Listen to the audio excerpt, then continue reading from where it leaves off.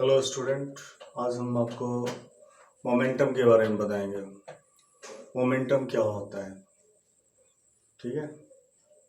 तो मोमेंटम ये मास से रिलेटेड होता है। जब हम कोई ऑब्जेक्ट में, अब सपोज कीजिए, चैनल को सब्सक्राइब कीजिए और नोटिफिकेशन बेल को दबाइए ताकि आने वाला वीडियो आपको हमारे चैनल से मिलता रहे। एक लाइन को हम ड्रॉ कर रहे हैं और यहाँ पर कोई एम मास ऑब्जेक्ट है और इस पर फोर्स लगाते हैं।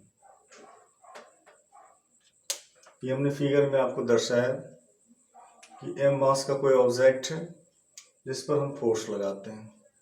तो फोर्स लगाते हैं तो क्या होता है, ऑब्जेक्ट डिस्प्लेसमेंट होता है विथ रिस्पेक्ट टू टाइम। तो विथ रिस्पेक्ट टू टाइम, ये जो विथ रिस्पेक्ट टू टाइम जो डिस्प्लेसमेंट होता है, इट मीन्स वेलोसिटी हो गया। यानी कोई मासिव ऑब्जेक्ट में जब हम एक्सटर्नल कोई फोर्स देते हैं, then it comes in motion with mass. Mass के साथ साथ वो मोशन में आता है और this position is known as, when it is in moving position, then it is called in velocity. तो mass and their velocity, the product of mass and their velocity of any object is called momentum. Mass and their velocity, the product of mass and their velocity is called momentum. और इसको हम लोग किसी से denote करते हैं। अभी imagine हमने किया यहाँ पे कि यहाँ पे फोर्स लगा है, अब ये डिस्प्लेस होते हुए यहाँ पे आ गया, तो मास तो कांस्टेंट रहेगा, मास में कोई चेंजिंग नहीं होगा। तो चेंजिंग किस में होगा, तो चेंजिंग होता है इसके वेलोसिटी में। अगर हमारा यहाँ पे फोर्स का मैग्नीट्यूड ज़्यादा है तो इसका स्पीड बढ़ जाएगा, इसका वेलोसिटी ज़्यादा होगा। और जैसे जैसे मैग्नीट्यूड लेस होते जाएगा फोर्स का, वैसे वैसे उसका वेलोसिटी भी लेस होते जाएगा और finally it will be stop. तो यहाँ पे हम इमेजिन कर लेते हैं, मान लीजिए यहाँ पे कम है और यहाँ पे ज़्यादा है, तो इसको हम लोग U से डिनोट करते हैं और इसको V से डिनोट करते हैं। और इस ड्यूरेशन में जो टाइम लगता है उसको हम लोग T से डिनोट कर देते हैं। तो मोमेंटम मास से तो रिलेटेड है ही, मास के साथ साथ उसमें वेलोसिटी होना चाहिए। तो mass, the product of mass and their velocity is called momentum.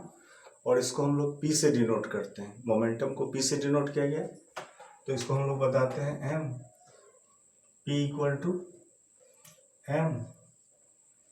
अब यहाँ पे डायरेक्ट हम आपको V लिख रहे हैं। अब देखिए यहाँ पर ये जो है वेलोसिटी है, ये वेलोसिटी है, it has particular direction, it has particular direction.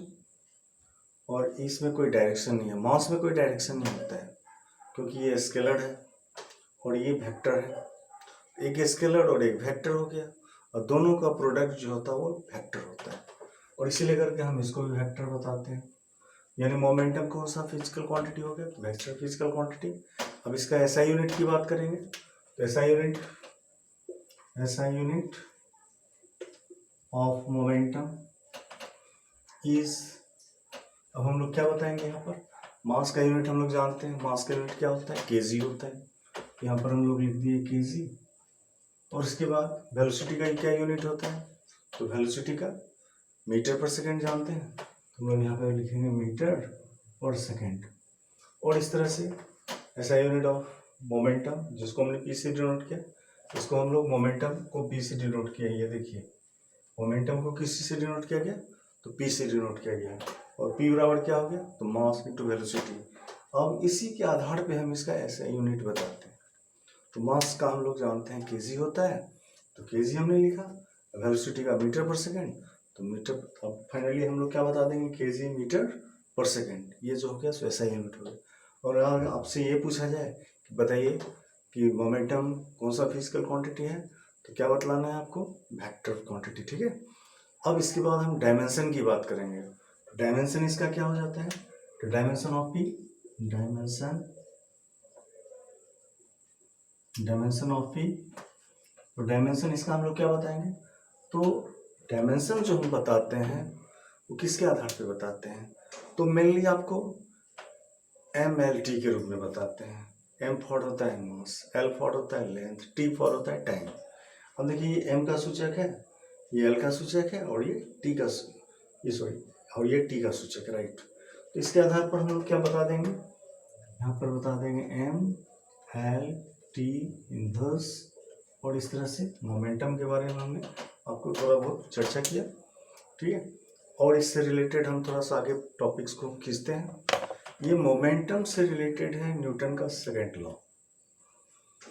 Newton ने जो डिफाइन किया on the basis of momentum, उन्होंने second laws of motion which is given by sir Isaac Newton, sir Isaac Newton के द्वारा जो बताया गया सेकेंड लॉ ऑफ मोशन, उसमें उन्होंने ये बताया the rate of change of momentum, the rate of change of momentum is directly proportional to their applied force and its direction, it means momentum का direction, and its direction is same which is the direction of applied force।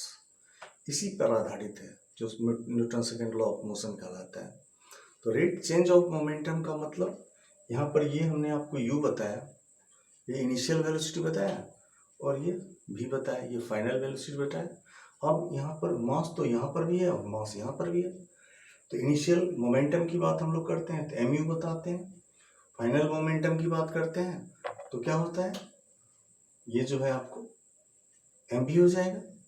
अब rate change of momentum तो उसके साथ time आ गया आपको, rate change of momentum में हम लोग यहाँ पर इस लास्ट वाले में इनिशियल वाले से माइनस कर लेते हैं, यानी mv माइनस mu हो जाता है, तो रेट चेंज ऑफ मोमेंटम हो गया। तो बेसिकली हम मोमेंटम का आज हम जिक्र कर रहे हैं, इससे आगे बढ़ने का हम प्रयास नहीं करेंगे आपसे, ठीक है। तो मोमेंटम क्या है, मोमेंटम क्या है, it is related from mass and their velocity, यानी मास के साथ साथ उसमें वेलोसिटी हो जाएगा।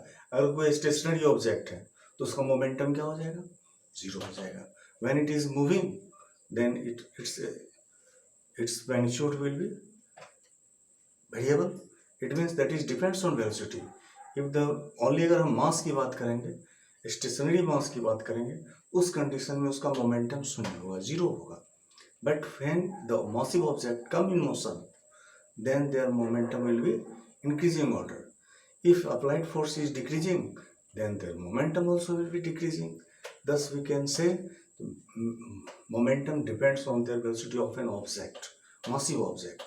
और इसके आधार पर हम लोग मोमेंटम का डिफाइन किया। तो मास और वेलोसिटी ये आपको ध्यान में रखना है। मास के साथ साथ वेलोसिटी जब होगा कोई मासिव ऑब्जेक्ट में तो उस प्रोसेस को हम लोग मोमेंटम बताएंगे। मोमेंटम को किसी से हमने डिनोट किया तो पी से डिनोट किया, यहाँ पे लिख दिया हमने, और पी बराबर हमने क्या बताया, एम भी बताया। अब देखिए पी को हमने वेक्टर का ये सिंबल दिया, एरो दिया रखे हैं, ये किस चीज का सिंबल है, वेक्टर का। तो क्यों है ये vector, how we can say that momentum is vector, because we know that velocity is vector, and according to rule of vectors we know that one scalar and one vector, the product of one scalar and one vector is always vector। so thus we can say the momentum is also vector quantity। ऐसा unit of momentum, तो इसके भी बारे में हमने आपको बताया क्या हो जाएगा। तो यहाँ पर मास का केजी होता है, वेलोसिटी का मीटर पर सेकेंड होता है। Now we combined it and then we get KG metre per second, ये मोमेंटम का यूनिट हो गया। और on the basis we can also find the dimension. Dimension यहाँ पर हमने क्या बताया, तो P इक्वल टू क्या बताया, ml t-1। ओके, ठीक है, थैंक यू।